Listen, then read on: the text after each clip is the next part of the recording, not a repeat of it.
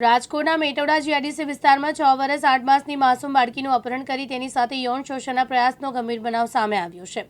બાળકી ઘર પાસે ગુમ થયા બાદ પરિવારજનોએ તાત્કાલિક 112ને જાણ કરી બનાવની ગંભીરતા પગલે મેટોડા જીઆઈડીસી પોલીસે ટેકનિકલ સોર્સ, હ્યુમન ઇન્ટેલિજન્સ અને સીસીટીવીના આધારે તપાસ હાથ ધરી માત્ર 2 કલાકમાં આરોપીને ઝડપી પાડ્યો। 22 ઓગસ્ટ 2024ના રોજ સાંજના આશરે 6:30 થી 7 વાગ્યાની વચ્ચે મેટોડા જીઆઈડીસી વિસ્તારમાં 6 વર્ષ 8 માસની માસૂમ બાળકી પોતાના ઘર પાસે રમી રહી હતી, જ્યાં અચાનક ગુમ થઈ ગઈ। પરિવારજનોએ આસપાસના વિસ્તારમાં શોધખોળ કરવા છતાં બાળકી મળી ન આવતા તાત્કાલિક 112 પર ડાયલ કરી પોલીસને જાણ કરી। બનાવ અતિ સંવેદનશીલ હોવાથી રાજકોટ રેન્જના નાયબ પોલીસ મહાનિરીક્ષક નિલિપ્ત રાય અને રાજકોટ ગ્રામ્ય જિલ્લાના પોલીસ અધિક્ષક વિજયસિંહ ગુજ્જર દ્વારા આરોપીની ઓળખ મેળવી ઝડપી પાડવા સૂચના આપવામાં આવી હતી।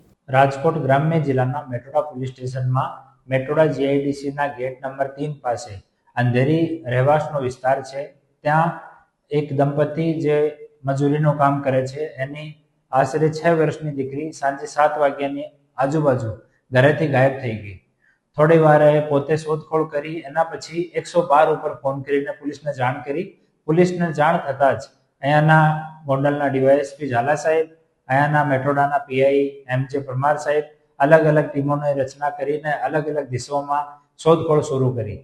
શોધતા ખીરસરાથી મેટોડા જે પાકો ડામર રસ્તો જાય છે, ત્યાં ભરવાડ સમાજની ખાંભીની પાછળ સાઈડમાં એક આવાવાળું ઝાડી વિસ્તાર છે। ત્યાં આ દીકરીની અવાજ સંભળાઈ। તુરંત પોલીસ અને પરિવારજનો ત્યાં દોડીને ગયા અને ત્યાં જો આરોપી છે આ અર્ધનગ્ન અવસ્થામાં હતો અને દીકરીના વસ્ત્ર કાઢીને એની સાથે દુષ્કર્મ કરવાનો પ્રયાસ કરતો હતો।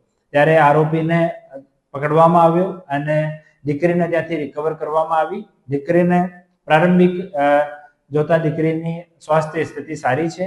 આરોપીને ડિટેન કરવામાં આવ્યો છે। આરોપી સાથે પૂછપરછ ચાલુ છે। હાલ દીકરીની અને આરોપીની મેડિકલ કરાવવાનો પ્રોસેસ ચાલુ છે। બ્યુરો રિપોર્ટ, દિવ્યાંગ ન્યૂઝ, રાજકોટ।